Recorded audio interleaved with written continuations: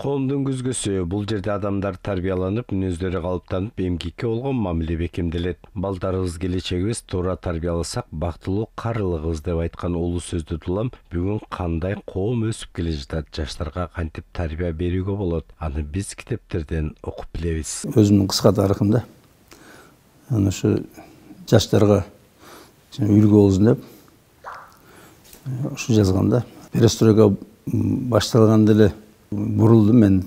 Аны ошо мен жаңы эле перестройка башталганда эле ошо өзүбүздүн улуттук баалуулуктарды көтөрө беришимде ар жерден. Анан мени улутчул деп эметирчи. Анан мен дин жөнүндө чынында билген эмесмин, эч нерсе деле кабарым жок. Бүт эле эл ошондой болчу да. Анан бир келме айтканды билип, анан жана Курандын бир эки сүрөсүн окусак эле аябай ошо грамотно эмендеп жүргөнбүз да. Билген эмеспиз. Анан ошо перестройка жана бүтүп союз развал болгондо эле мен динге катуу эметтим. Оундум да, фактически бүт жан дүйнөм ошол жака кайрылды да. Көрсө ошо таппай рух жан дүйнөм өзүн таппай аябай кыйналып жүргөн экен да. Мен Болгарияда калпакчан жүргөм да. Бир жигит экөөбүз калпакчан жүрөбүз. Улам менен ассаламу алейкум деп келип, учурашып, кучакташып, анан мусулмансыңбы деп сурап ушинтип кетет да. Анан ошо жанымда жүргөн досума айттым да, кел арабча үйрөнөлү деп. Мен ойлогом да, арабча деген бул дин деп. Анан ал англисче үйрөнүш керек деди. Анан экөөбүз кайра кайтып келатканда мен Москвадан арабский русский словарь алдым да. Анан келип окусам окулбайт да. Анан атама айттым, ата, мен китепти окуй албай атам деп. Анан атам шарт эле айтты, мына жерде Курт молда билет, жүр барабыз деп. Анан барсак Курт молда, балам буну эмне кыласың дейт. Анан мен айттым, мына ушундай мени Болгарияда аябай түрктөр сыйлап, учурашып, мусулмансыңбы деп атты. Анан мусулмансың дегенде эмне дедиң десе, мен айттым, ооба дедим.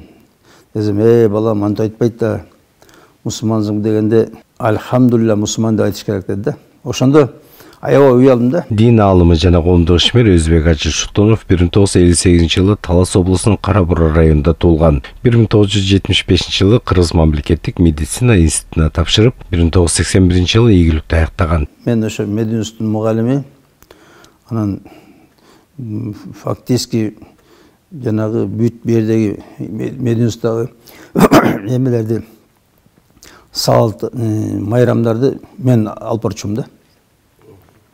Эң ошо Кыргыздын жанагы салт боюнча эң билимдүү мен деп жүрсөм, ошо жөнөкөй эле мусулмансыңбы дегенди билбейт экенмин да. Ошо мен жана Куранды Фатиха сүрөсүн, Ихлас сүрөсүн билчүмүн.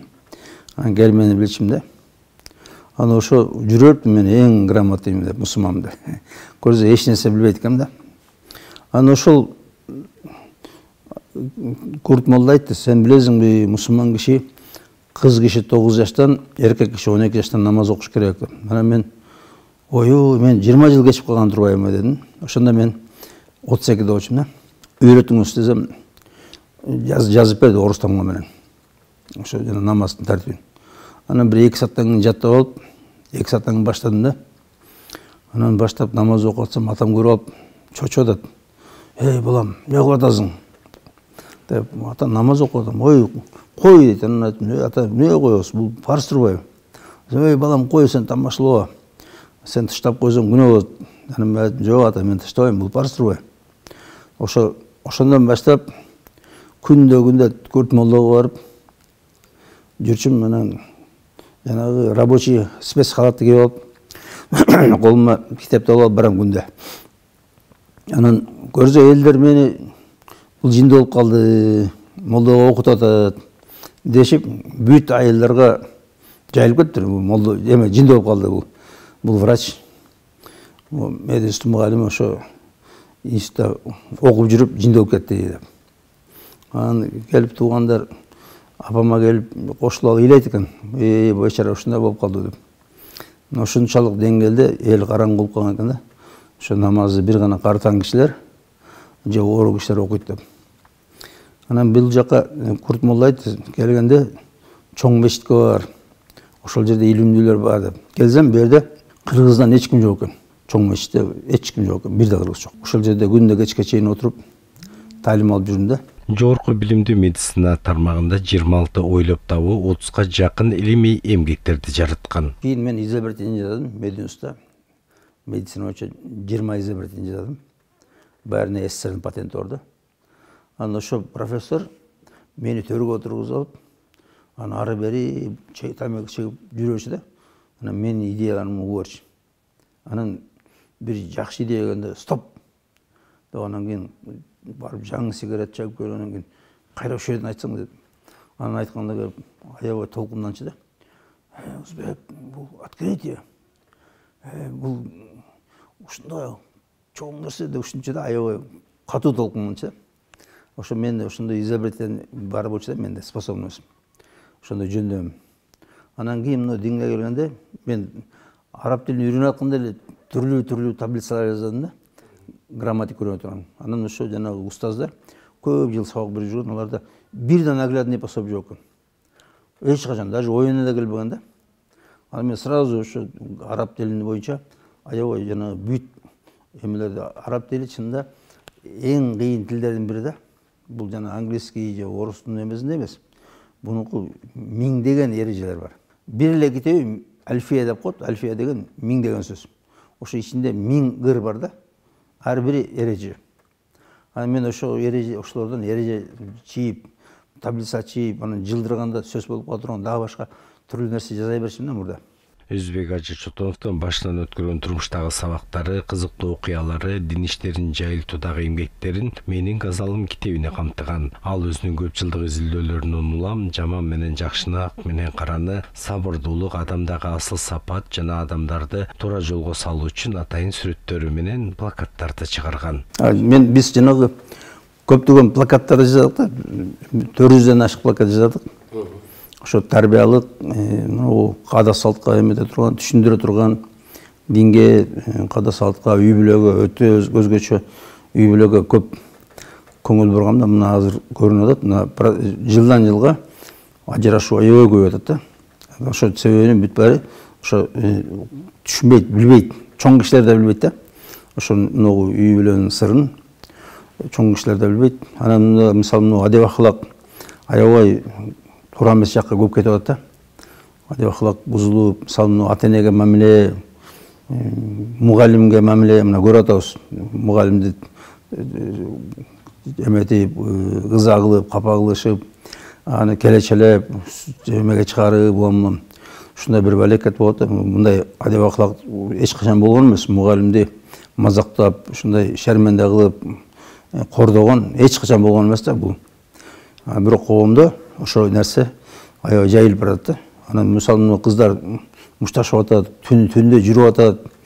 Түндө болгон эмес, кыргыздын кызын эч жака чыгарчы эмес, чыгарганда жеңези менен күндүз жеңези менен бар, сууга барса да жеңези менен бар, жеңези жок, жалгыз барчу эмес. Ушундай аябай сак болгон да кызына. Бул эч качан да кыргыздын эмесинде болгон эмес да. Мына ошон үчүн биз ушундай жана жакшы сыпат, жана жаман сыпат деп эркектер үчүн да, аялдар үчүн да, анан келиндин сыпаттары дагы окшогон көп нерселер, эркектин сыпаты бүт жазаганбыз да. Анан ошо жакшы сыпаттар, ошо жанагы адамгерчилик сыпаттары сөзсүз болуш керек. Буну кичинекейинен баштап, детсадтан баштап, мектептен баштап ошо сыпаттарга тарбияланыш керек. Ошо жакшы сыпаттарга үйрөтүлүп, катуу тарбияланып, анан жаман сыпаттан арылтыш керек да. Жок кылыш керек, ошо жек көрдүрүш керек. Ошо биз мынтип ойлоп атабыз да, биз айтып койсок эле бүттү, айтып койсоң жетпейт. Тарбиялаш керек. Тарбиялоо деген бул көнүктүрүү. Ошол биз айткан сыпат анын мүнөзү болуп калгыча, мүнөзү болуп калыпталып калганча. Мисалы ушундай терең сиңет, ошол жакшы сыпат. Мисалы алдабоо деген. Анан ону алдап койбойсуңуз, ушуну кантип алдайм, ошо алдаганда болобу.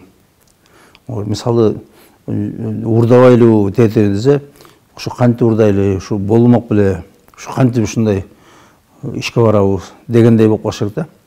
Ал эмес ушу мына жолдо жатса, акча жатса, алда сеники эмес, алганга укугуң жок да. Мына ошонун баарын үйрөтүш керек. Бир окуя айтылат да, бир кыргыз жигит японкага үйлөнүп, аны Японияга барып жашап атып, ана бир күнү бир кошелек табып келди да. Анан кийин ичинде толтура акча экен. Анан кийин сүйүнүп чуркап келип, мен мына ушундай акча таптым деп чуркап келсе, аялы ачуу келип, кайдан алдың муну деп. Эртеле жатып, тиги бул алып барып кой деп айтып, кайсы бетиң менен ушуну кылдың деп. Мына бизде да ушундай болуш керек тарбия. Эч качан бирөөдүн мүлкүн албоо, тийбөө, бирөөдүкүн жебөө, бирөөдүн акысын. Мына ушул сыпаттар биз сиңирип коюш керек да. Канында жүгүргөндөй болуш керек да. Мисалы, ата энени таштабоо, ата энеге айкырбоо, кыйкырбоо, ата энени терең урматтоо, терең сыйлоо деген ушундай сыпаттарды биз аябай үйрөтүшүбүз керек. Улууга урмат кичүүгө зат кылуу тарбиянын башаты үй бүлөдөн, анан коомдон башталат эмеспи? Адамды адам гана тарбиялайт. Ким кандай иш жаза алсын, башкаларга үлгү болушу зарыл. Мисалы, жаман сыпаттар аябай көп болот коомубузда. Паракорлук, коррупция, урулук, өлтүрүү, адам өлтүрүү. Бул ушундай чоң күнөөлөр, ушундай чоң жаман иштер. Жана сойкулук, урулук, мына бүт диндердин тарыхында, бүт диндердин эмесинде, талабында нарава, мораль. Бул бүт дүйнөнүн эмесинде урдаба, өлтүрбө, бирөөдүкүн жебе, бир тууганыңды жакшы көр, башкаларды өзүңдөн жакшы көр. Да ошого окшош аябай сыпаттар бүт диндерде аябай эметилген да, коюлган бул. Анан ошо өзгөчө биздин динде ушул сыпаттардын бүт баары аябай көп айтылат, көп ошо милдеттендирилет жакшы болгонго. Анан ошо жана сабырдуулук, адеп акылыктуулук, адамгерчилик, берешендик, жоомарттык, ошо окшогон жакшы сыпаттар ар бир инсанда сөзсүз болуш керек. Ушу адамдар бири-бирине кайрымдуу болуш керек. Бири-бирине бир тууган болуш керек. Күчтүү алсызды коргош керек. Күчтүү алсызга жардам бериш керек. Колунда бар, колунда жокко жардам бериш керек. Ошол бир туугандык да. Ошону мисалы азыр бир туугандык бизде бир туугандардын ортосунда жок болуп калды. Бир туугандык. Ал эмес ата эненин менен баланын ортосунда бир туугандык жок да. Атаңды ойлобой, бир жыл болсо да карабай кал да. Мен мурда бир эмени окуп, американец мектепти өткөндөн кийин 20 жыл атасы менен энеси менен сүйлөшпөптүр да. Анан ошону көргөндө аябай таң калчумун. Кантип ушундай болот, ушундай да болобу деп. Азыр мына бизге келип калды. Ата энени ойлоо жок. Ата эне четте эле калып калды. Ата эне мисалы мына эң биз үчүн эң жакын, эң ыйык ата эне да. Мисалы сабырдуулук. Сабырдуулук бул аябай улуу сыпаттардын бири да. Буну жанагы улуу пайгамбарлардын сыпаты деп айтылат. Аябай турмушта кандай оорчулук болсун, кандай бир үстүбүзгө бир бале болсун, кыйынчылык болсун, ачарчылык болсун, дагы башка, ошо адамгерчиликти жоготпой сабыр кылганды үйрөнүш керек да. Ушундай бизде сабыр болуш керек. Үй бүлөдө, башка жерде, бүт жерде жумушта сабыр кылышат. Азыр мына сабыр жок. Кичине урушуп койсоң эле ажырашып кетет. Кичине урушуп койсоң жумуштан кетип калат. Анан кийин жумуш жок жүрүү. Анан ата энеси келип, ой, айланайм, эмнеге тышап кетип калдыңыз деп, ата энеси менен урушуп кетет. Ата энеси кичине эле бир нерсе айтып койсо, ата энесин таарынып кетип калат. Сүйлөшпөй коет, ата энеси айлап, жылдап келбей коет да. Мына ушундай болуп калды. Биз ошону аябай катуу үйрөтүш керек. Ошон үчүн мына ушундай китептер чыгабыз. Ошо жакшы сыпат, анан жаман сыпат деп. Себеби дегенде бул жаман сыпат бир эле адамдын өзүнө эмес, коомго да зыяны чоң. Ал Тургай уулунун законун дагы айкалыштырып, өзүнүн тажрыйбасын көрсөткөн. Анан мен бир закон чыгарам да, өзүм закон. Жанагы ыймандын күчү жөнүндө. Анан Омдун закону бар. Токтун күчү деген. Анан ошондой Омдун законуна дал окшош кылган. Канчалык ыйман күчтүү болсо, ошончолук жакшы амалдар көп болот, күнөө иштер аз болот деген закон. Анан Омдун законунда дал ошондой да, Омдун закону дал ошондой. Жанагы Омдун законунда жанагы заряддары бар зарчалар тартипсиз жүрөт да, броуновский движение деп коет. Анан ток кошулганда тартипке келип калат. Плюс плюска, минус минуска. Анан ошол жерде закон бар, Омдун закону. Токтун күчү чыңалууга түз пропорционалдуу, каржылыкка терс пропорционалдуу. Бул деген могу участок цепи деп коет. Могу зымдар бар карагайда. Ошол жерден токту трансформер эметкенге транспортировка. Мисалы, токтогудан бияка келип атпайбы? Ошо келгиче аябай сопротивление азайтыш керек да. Напряжение көбөйтүш керек. Ошондо канчалык напряжение көп болсо, мисалы 10 000, 15 000 берет атпайбы вольт напряжение. Токтун күчүн көп кылсаң, напряжение көбөйөт да, сопротивление азайтат. Анан бул эменикинде ошондой кылганда ыймандыкында канчалык ыймандын күчү көп болсо, мисалы коомдо аябай ушу ыйманды катуу бере берсек, ошончолук жакшы иштер көбөйүп, жаман иштер, күнөө иштер жок болот да, преступление жок болот. Анан ошону чыгарып плакат чыгарсам көрсө, Омдун законун эч ким билбейт экен. Куран өзү икра деп башталган. Биринчи Куран сөзү икра деген, окуу деген сөз. Биринчи Курандын сөзү түшкөн пайгамбарга. Икра деп түшкөн, окуу деп түшкөн. Анан окуу деп атпайбы? Ошо Жабирейил 3 жолу айткан пайгамбар окуу деп. Анан окуй албайм дейт. Окуу десе окуй албайм. Окуу десе окуй албайм деп ушундай 3 жолу.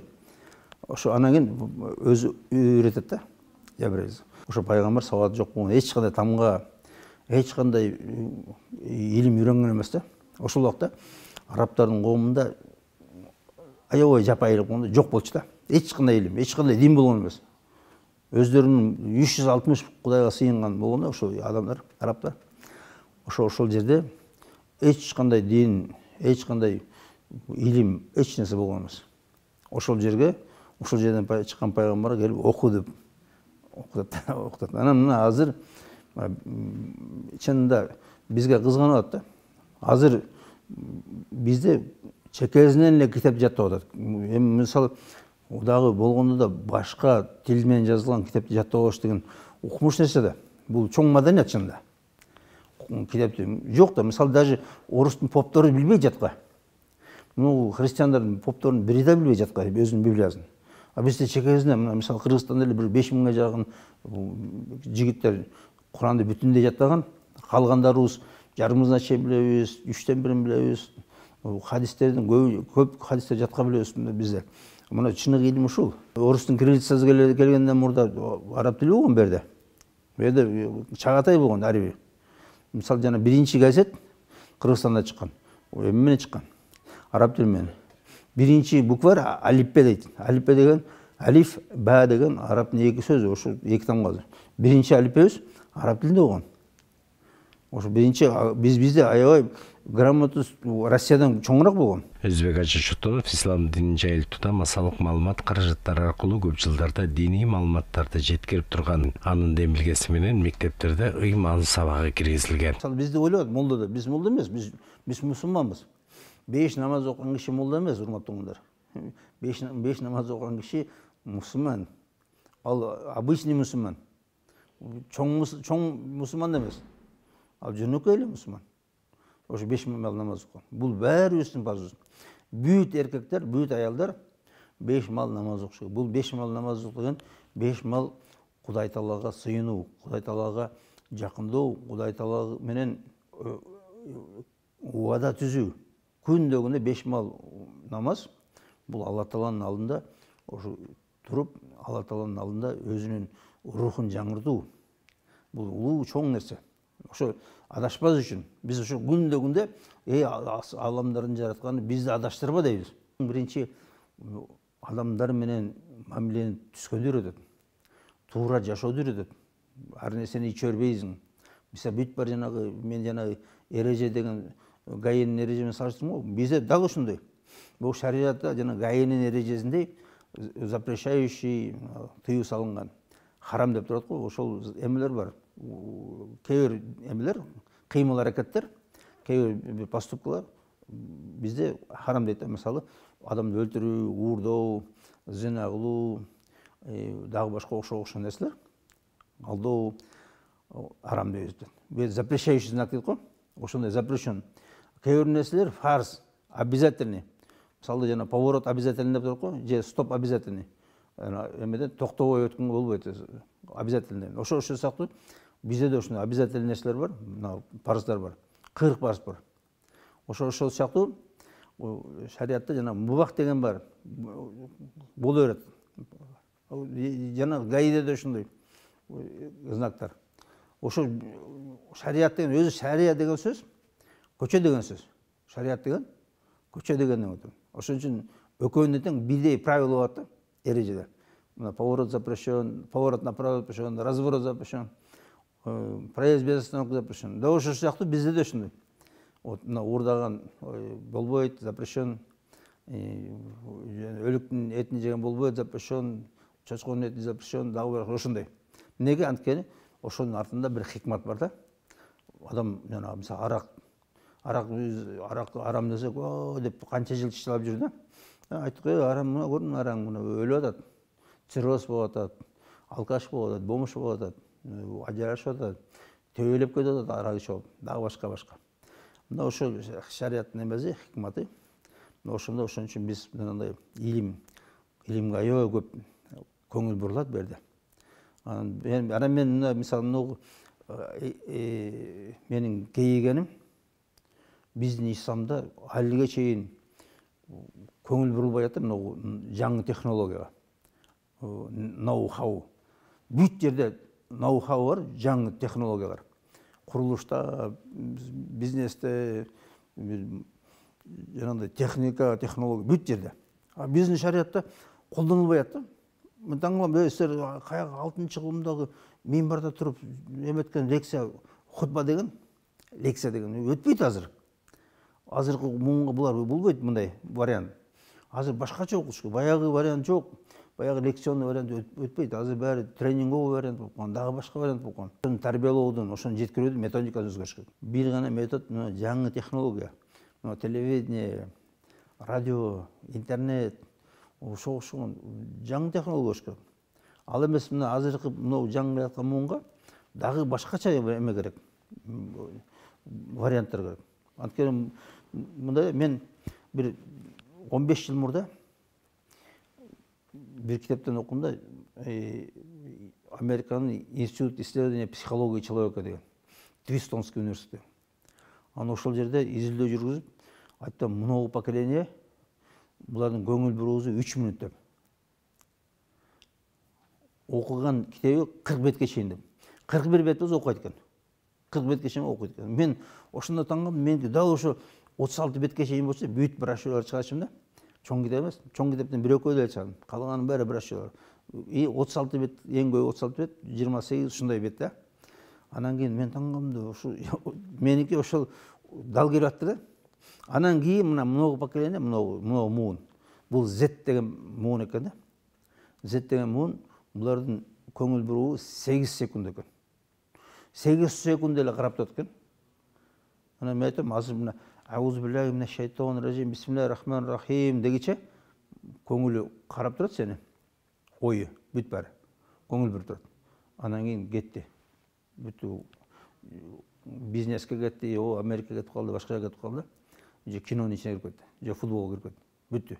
Ал сени карап турат, бирок ою кетти башка жака. Анан эми булардын кабыл алуусу жанагы смайликтер дейт, сүрөттөр дейт, схемалар. Булар. Мен айттым, азыр менде как раз 400 схема жазатын. Буларга дал экен да. Мына поколениеге, ушул муунга. Дал ушундай. Мен ушундайды көрдүм да. Бир кыз бар эле, аябай шакылдаган, такылдаган, ушундай кыйын да сүйлөгөндө бүт адамдарды маткоотто. Мен муну колумда да көп айтыш элем го. Анан ошол аябай мага оппозиция болчу да. Анан кийин жаштар сүйлөсүндө айрда да ушундай оппозициянын ошол жана такылдаган кыз бир күнү биздин бир чоң кылып илип койгон плакатыбызды карап турат да. Анан мен келип атынан айттым, эй, баланча десем, карабайт да. Ошол плакатты карап. Анан кийин бир аздан кийин келди да. Анан айтты, мен жана плакатты көрүп өзүмдү таанып атам деп. Анан ыйлап атат. Мен ошол плакаттан өзүмдү таптым дейт. Мен жаман жолго кетип калыптырмын деп, ошол ушундай кайтты да кийин.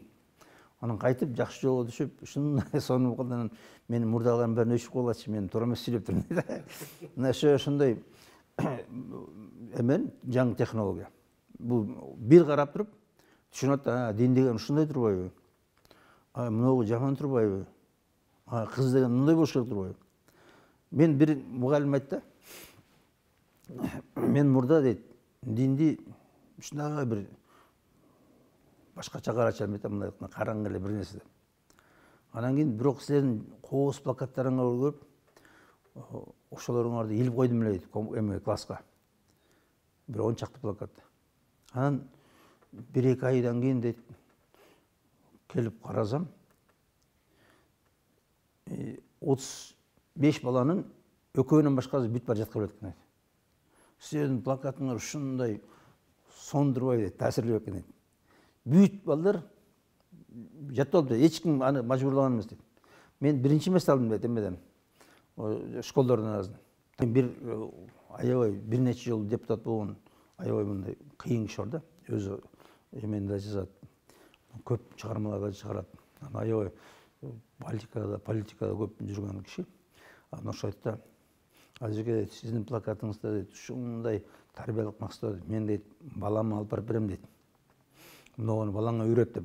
Бирок максатым балам үйрөнсүн деп берип атам дейт. Мынуну балаңа үйрөт деп берем дейт, бирок мен билем дейт.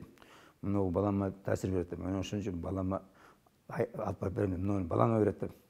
Бирок максатым менин балам билсин дейт. Биздин жаныбыз башка, биздин баалуулуктар такыр башка. Биз ошо бир тууганыбыз эгерде кайтыш болду, ошол жерде бир нече күн жүрө беребиз. Жумуштун баарын коюп коебуз. Жумуштан кууп жиберсе дагы. Ошол жердебиз. Бүт кыргыз жыйылабыз. Биз башка элбиз. Биздин чындыгыбыз башка. Биз ата-энебизди тыштабайбыз. Биз ошондой коомбуз. Бир мурда ошондой болгон, азыр башталды да тыштабы. Эми мына ил-номдордо бир аз бар, бирок айылдарда тыштап калган көп. Бай илгерки орустун жана старик старуха деген келди бизге.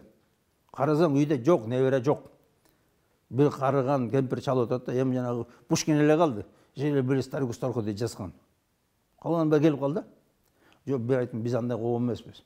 Биз мына ата-эне, биз үчүн ыйык, ата-энени кароо, ата-энени багуу, ата-энени сыйлоо, урматтоо, ошонун жанында болуу, анын камын көрүү, мына биздин салтыбыз, биздин адамгерчилигибиз, биздин жашоо образыбыз. Ушундай болгон.